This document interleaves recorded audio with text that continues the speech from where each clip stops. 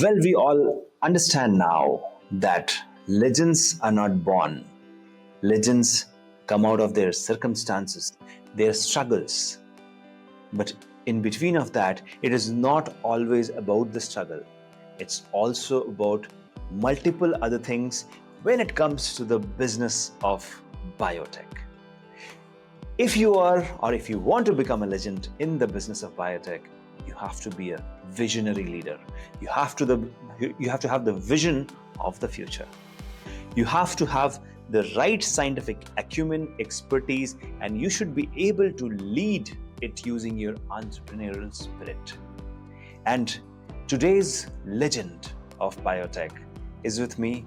He doesn't just combine his great determination and scientific acumen and expertise with entrepreneurship. He has been an innovative thought leader and a thinker of this industry. His focus on collaboration, ethical responsibility, delivering a global impact through his organization brings me to this conclusion that today's legend is truly a legend from the future. Yes, ladies and gentlemen, boys and girls, you heard me right. Today, we are talking about the CEO of Oxford Drug Design, Dr. Alan Roth. Dr. Alan Roth has been a part of the life science industry for several decades now. He has built and developed several life sciences ventures covering pharmaceuticals and biotechnology.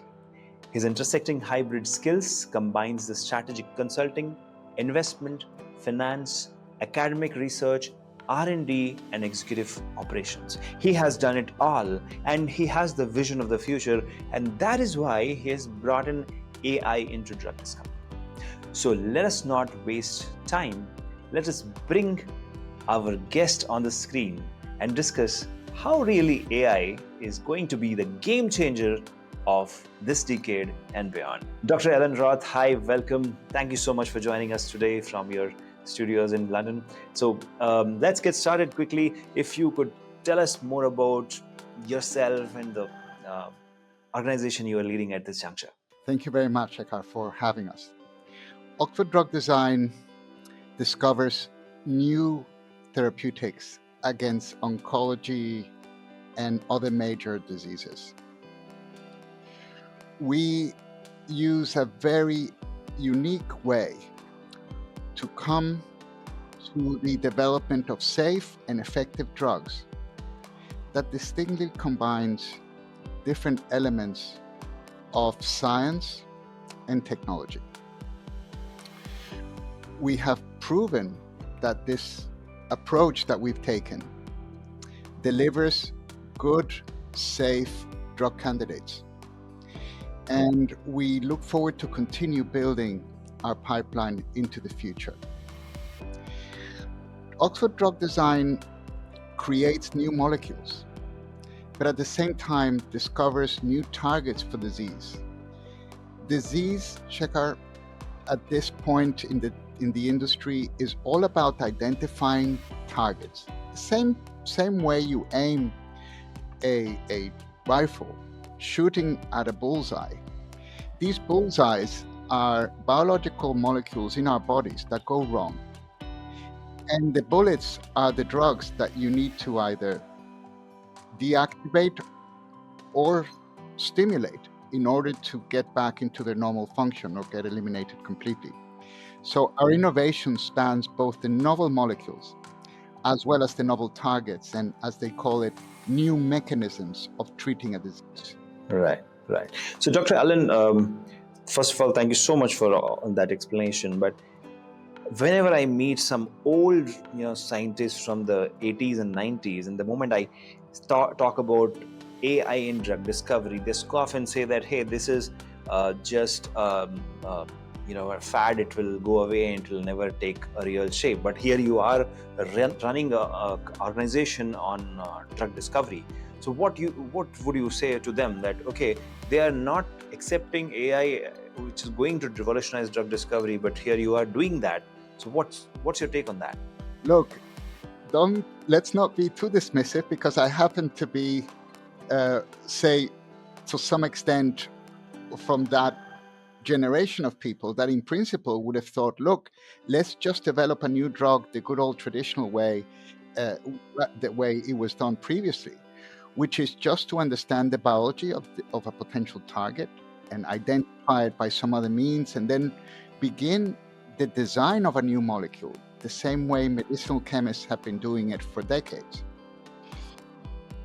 What has happened is that with the advent of two important developments, first is the development of the understanding of the underlying biology and biochemistry, so that we understand in more detail what is going on inside the biological system, what is going on in a target really having the wrong type of function.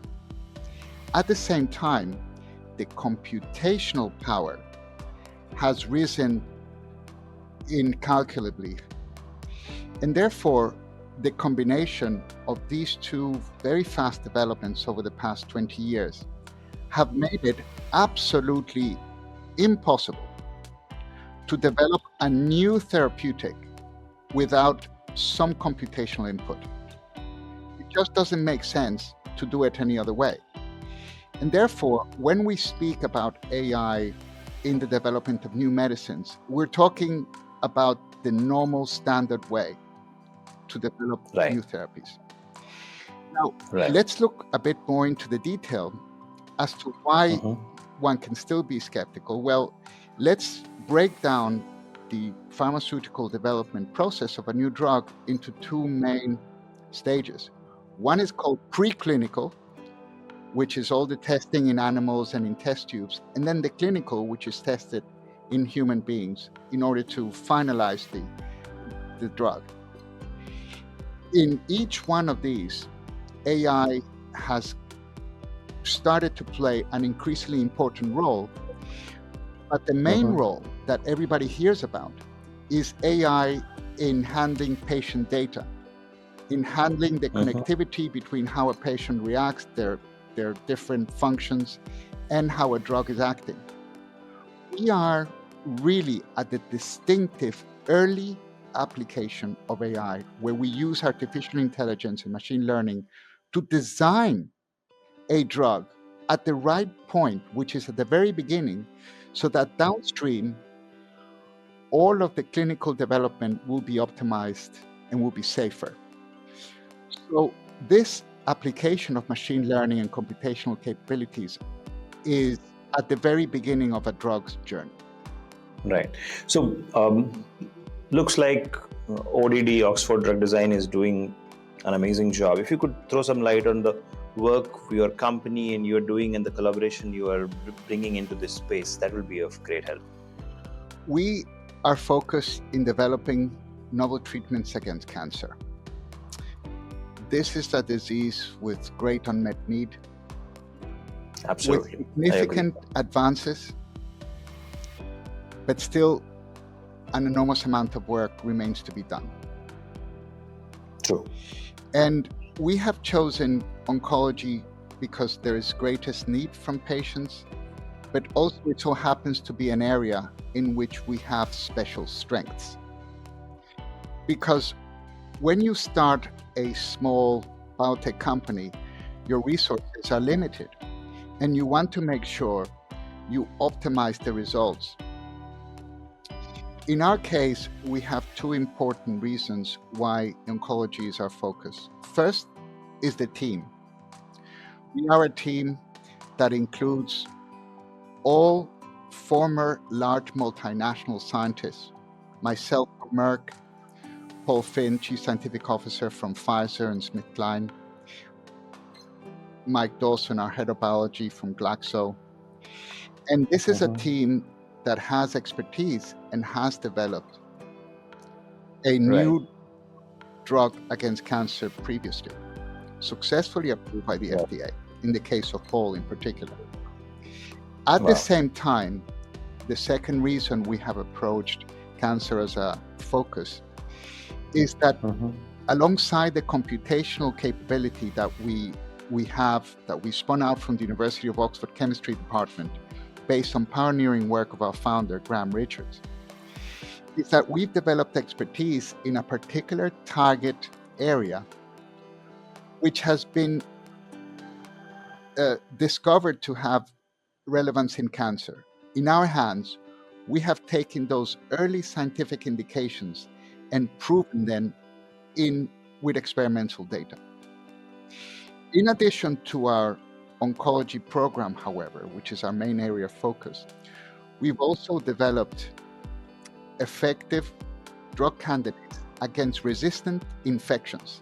These are infections that you cannot treat using a normal 8-day course of antibiotics. These are infections that cannot be cured using conventional means.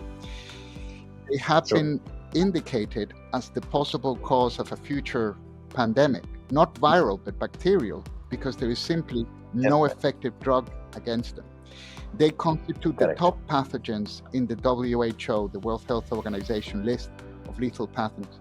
And those are the pathogens that we are approaching using a very same technology that we use in our oncology.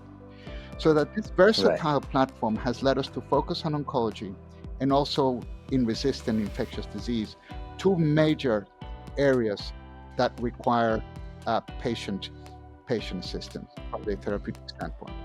Right. So that's a great work you guys are doing, huge impact in cancer research. I remember when I started my career, there used to be a thing called open source drug discovery. From there to AI in drug discovery, we have come a long way, but still a lot has to be achieved. And I'm sure Oxford Drug Designing is going to do that. So now coming to your journey, because becoming a biotech entrepreneur, CEO of a AI in biotech company means a lot of risk taking, means a lot of financial acumen, understanding of the scientific background, and I am told that you are a medicinal chemist yourself. So if you could throw some light on your personal journey so that our audience can be aware of how a legend actually came out of all the circumstances and all the struggles you had. So if you could throw some light on your journey and how it led to Oxford Drug Design. Shekhar, you used a key word there, which is a series of circumstances. And I am a scientist. I'm an organic chemist, and this is what I am. Now, it so happens that along one's journey, a series of circumstances presented themselves that allowed me to explore areas of expertise beyond my basic science. I never intended to leave academia, but the opportunity presented itself to work for Merck. And I worked in a group called New Lead Discovery, which was really the spearhead of developing novel treatments in the world's most important pharmaceutical company. And I was really enthralled by the work that we did in that time. Subsequent to that, another set of circumstances led me to the opportunity of working with the leading management consultancy firm in the world, among the ones, McKinsey and Company. And they taught me how to look at business and what it could be improved and what can be preserved from what it's doing. And that transition was very difficult, but I was able to learn a second set of skills in the business side that I then transferred to become an investor with a large European global investment operation, Commerzbank.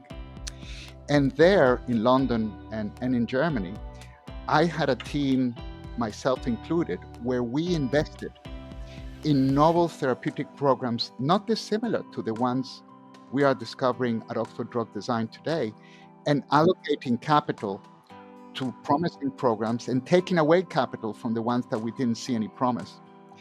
You see, it was circumstances for me to be involved in the investment industry, and that enabled me then to put a company together myself, together with a co-founder in the United States called CaraQuest, of which I became co-founding CEO, and I took that company public.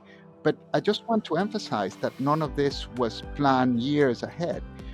It was really a journey of taking advantage of opportunities, how to deploy science and entrepreneurship to help patients and others.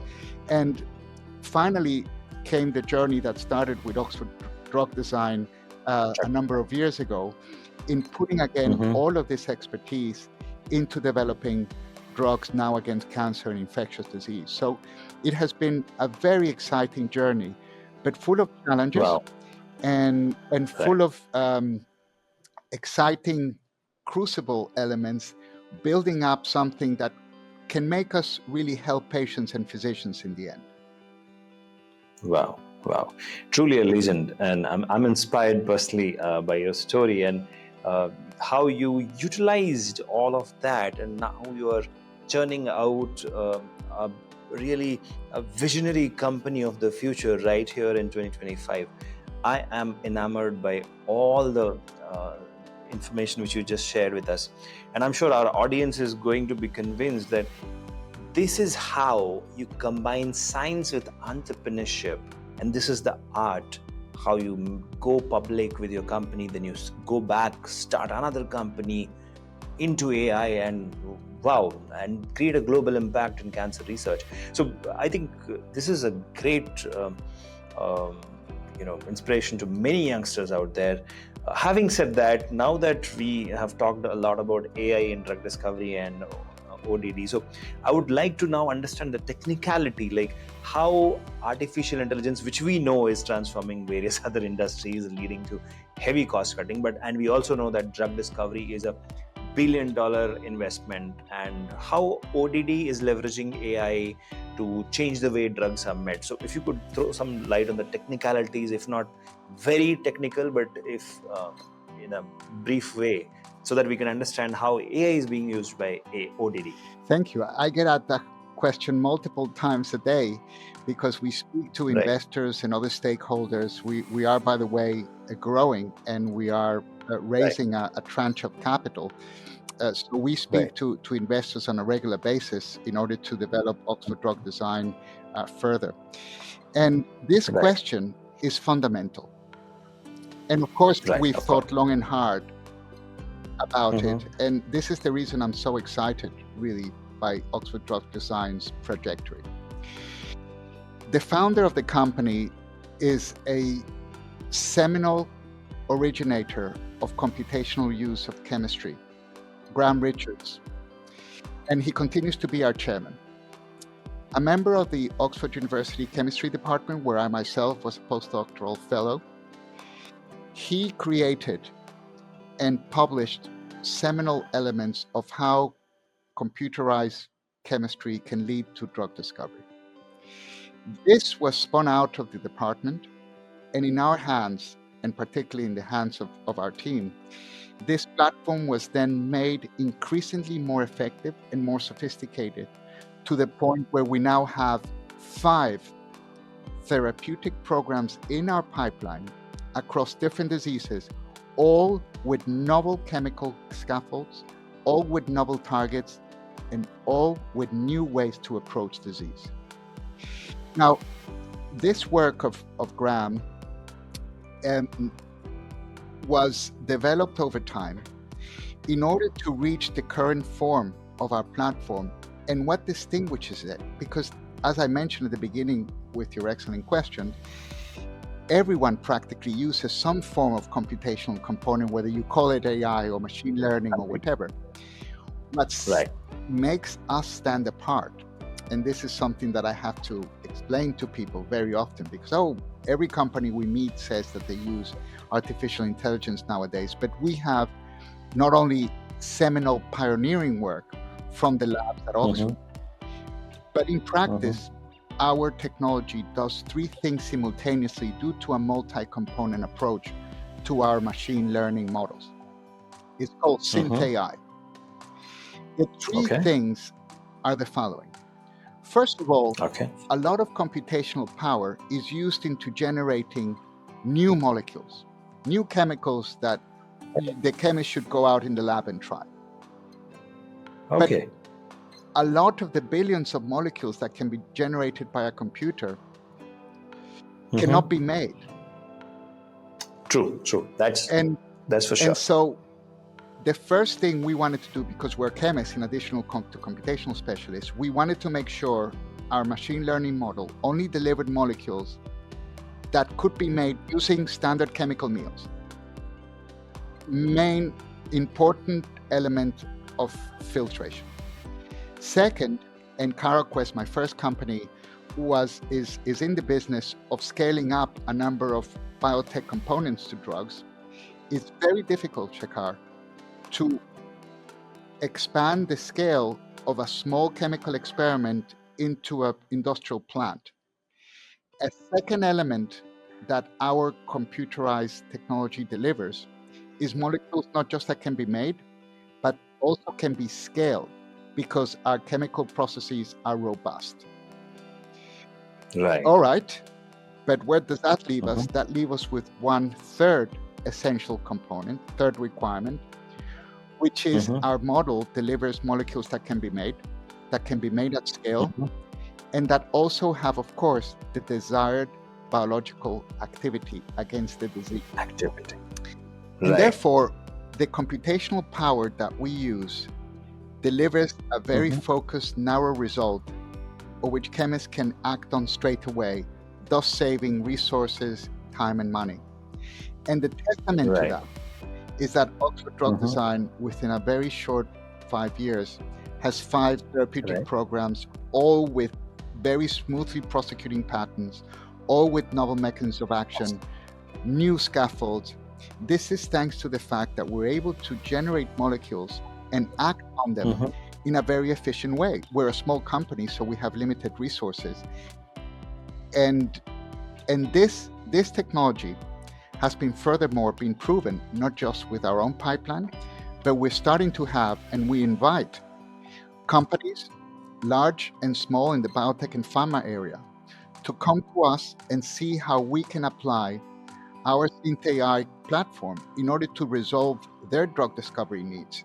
So if I understood it right, and if I could summarize, uh, Oxford Drug Design is using computational power and machine learning algorithms to deliver narrowed search results, viable molecules which will actually survive in the lab and can be synthesized in the lab, can be scaled, and also has the desired biological activity structure activity relationship. So that's where your USP is, and that's really amazing what you have achieved in the last couple of years. Like, wow, many big pharma companies would take a decade what you have delivered in a couple of years or in three. But uh, I must say that this is groundbreaking and game changing technology which you have developed.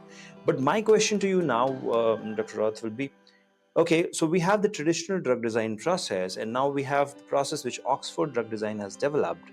When we are looking at this improvement in speed of drug delivery, to what scale we can actually reach, and how much improved it is compared to um, the regular old method or methods by other companies. It's impossible to estimate.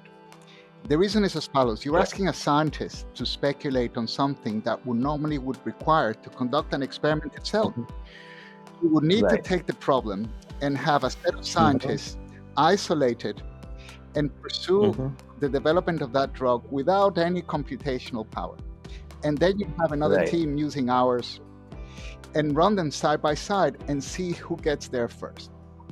Because you Right. cannot run such an experiment, Of the course. best thing, My opinion is, of course, Oxford Drug Design will win, but still, I would like to hear from that's you. very kind.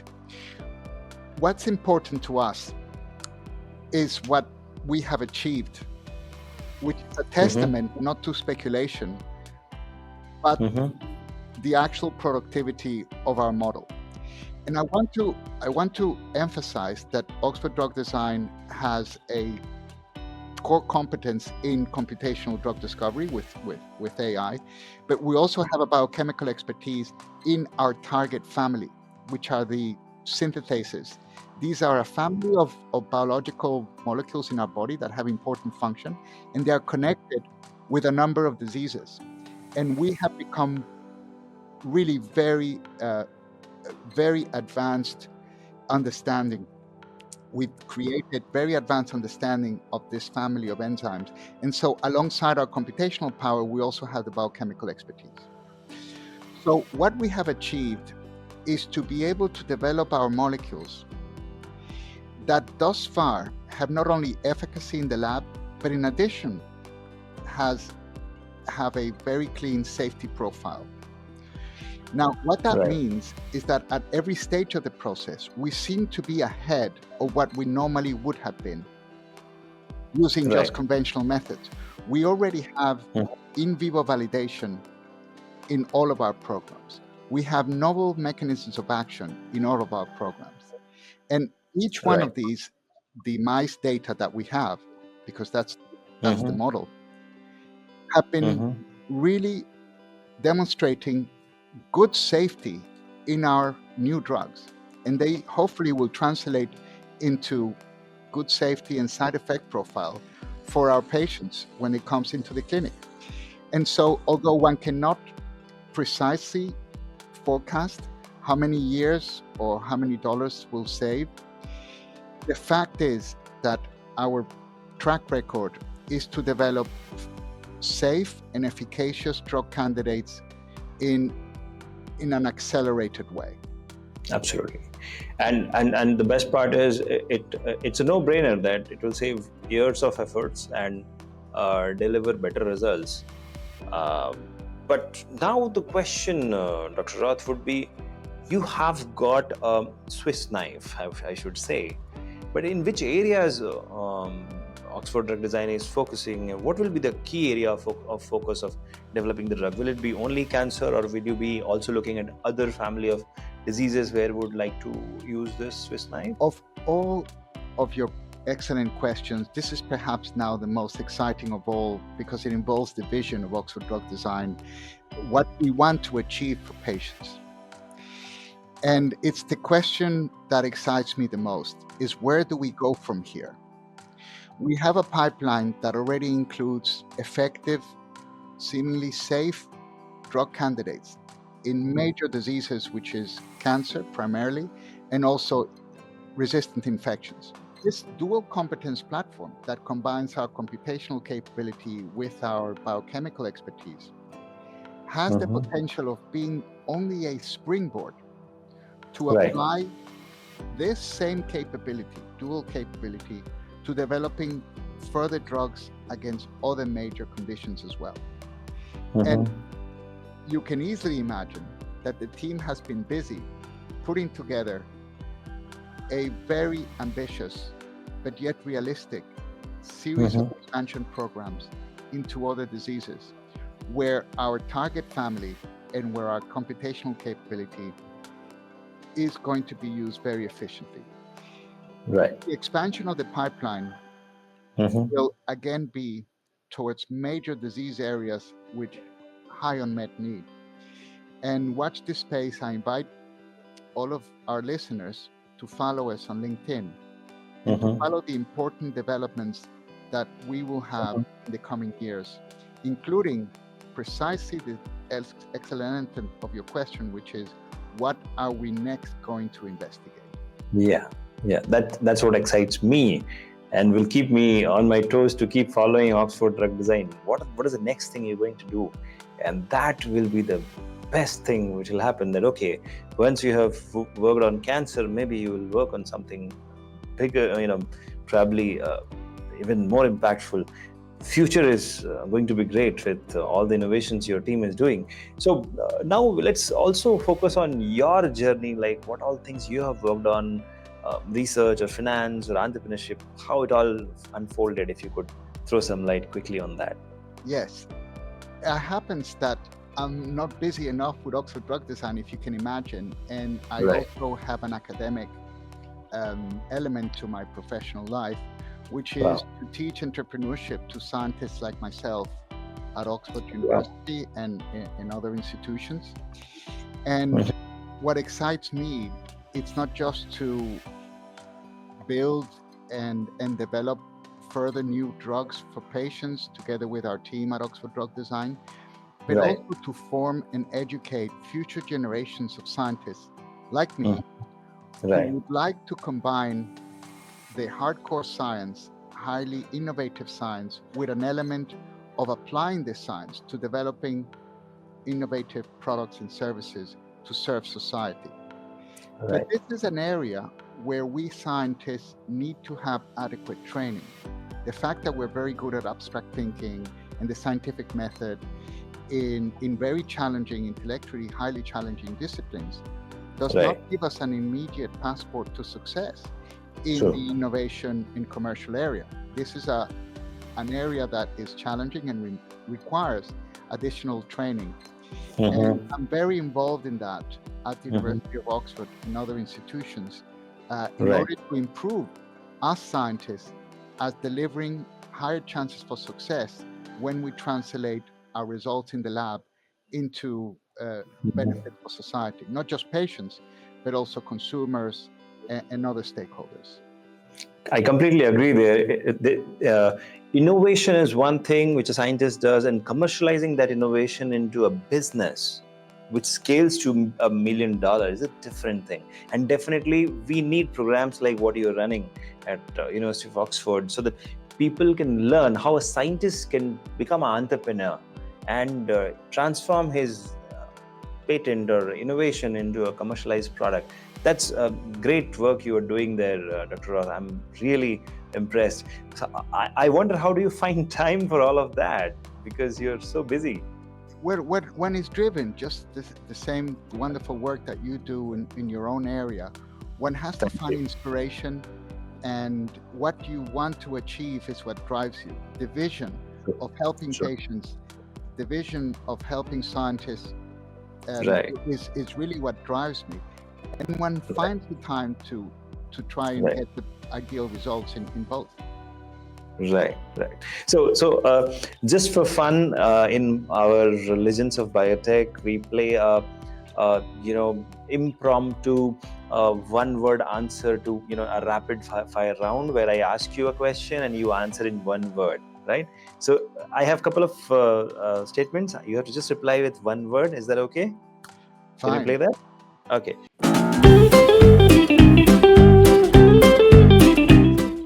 So, what first thing comes to your mind when I say AI? Promising. Okay, and what what's your reaction when you hear the word cancer? Victory. Wow. Which is one book or research paper which you read which changed your life? Thinking fast and slow. Oh, that's my favorite book too. Coffee or tea? Which one would you like in a late night brainstorming? Cup of tea. Cup of tea. Wow, that's my favorite too. So, Oxford drug design in one word. Success. Success. Wow. Um, AI in next 5 years. Achievement. Achievement. What's your mantra to stay innovative and motivated? Dream. Dream. Wow, wow, amazing. So, Dr. Roth, I think I've asked you a lot of questions, but I don't want to stop. But somewhere we'll have to stop this show. One, probably second last question to you. Um, how do you see the field of AI drug discovery shaping up, the decade which we are about to witness, like from 2025 to 2035, how the biotech industry will shape with the advent of this new technology? What's your take on that? We're just at the beginning of this journey Mm-hmm. of what, in general, computational methods can achieve to bring better drugs, safer drugs to patients faster. Right.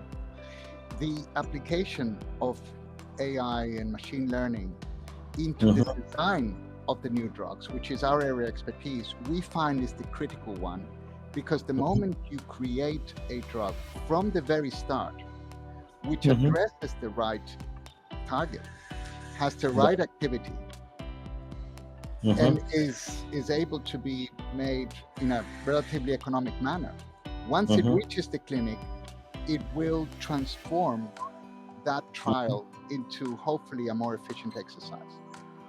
Now, Right. the contributions of artificial intelligence also in the clinical setting will be Right. equally important. So, Mm-hmm. wherever you see the different stages of a drug's Right. life, from the very beginning where we are into the discovery, all the way to the commercial side, where there's going to be a lot of data generated from patients taking a drug and monitoring their progress or their recovery, is going to be making a huge difference, I think, to us Mm-hmm. all. Mm-hmm. It's really sky's the limit to what we can achieve. Amazing. So, with that thought, I wish all the best to Oxford Drug Design and to you, Dr. Roth. Thank you so much for joining us today. It was wonderful interacting with you.